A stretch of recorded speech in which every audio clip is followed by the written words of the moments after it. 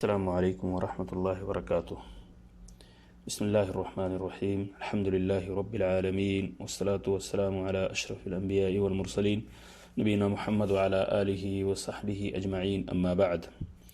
معزز سامعین کرام، کتاب الصلاۃ سے مسئلہ نمبر 68 اور 69 آپ کے سامنے پیش کیا جا رہا ہے، لیکن یہ ایک دوسرا موضوع ہے۔ یہ موضوع ہے مساجد و موضع الصلاۃ سے متعلق، مساجد اور نماز پڑھنے کی جگہوں کے مسائل کے بارے میں یہ مسائل آپ کے سامنے پیش کیے جا رہے ہیں۔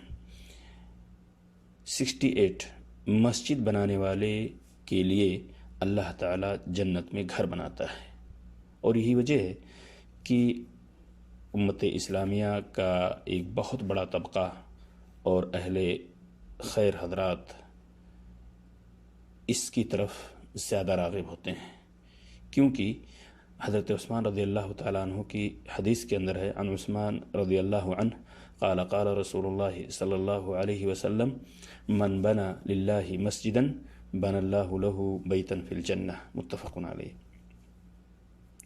حضرت عثمان رضی اللہ تعالیٰ عنہ کہتے ہیں کہ رسول اکرم صلی اللہ علیہ وسلم نے فرمایا، جس نے اللہ تعالیٰ کے لیے مسجد بنائی، اللہ تعالیٰ اس کے لیے جنت میں گھر بنائے گا۔ اسے بخاری اور مسلم نے روایت کیا ہے۔ رسول اکرم صلی اللہ علیہ وسلم کی ہجرت کی زندگی پر جب ایک طائرانہ نظر ڈالیں گے تو آپ کو ملے گا کہ آپ صلی اللہ علیہ وسلم جب ہجرت کے لیے نکلے اور قباء جب آپ پہنچے تو وہاں سب سے پہلی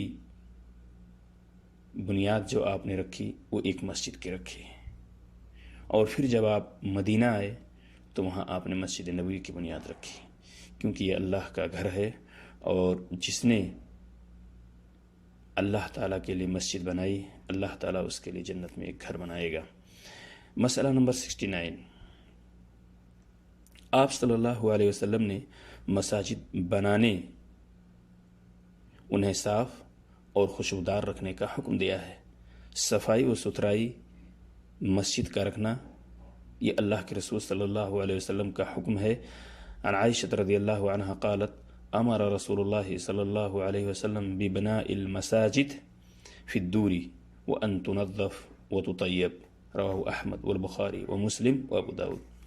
حضرت عائشہ رضی اللہ تعالی عنہ فرماتی ہیں کہ رسول اکرم صلی اللہ علیہ وسلم نے محلوں میں مساجد بنانے، انہیں پاک صاف رکھنے اور خوشبودار رکھنے کا حکم دیا ہے۔ یہ روایت آپ کو مسند احمد، صحیح بخاری و مسلم اور ابو داود کے اندر ملے گی۔ سامعین کرام، یہ بڑا ہی کار خیر ہے، بہت بڑا اجر و ثواب کا کام ہے، اس لیے قدر المستطاع ہم میں سے ہر شخص کو اس کی طرف اپنی توجہ مرکوز کرنی چاہیے اور اپنے لیے جنت میں گھر بنانے کا انتظام کرنا چاہیے۔ اللہ تبارک تعالی ہم سب کو اس کی توفیق عطا فرمائے، آمین۔ السلام علیکم ورحمۃ اللہ وبرکاتہ۔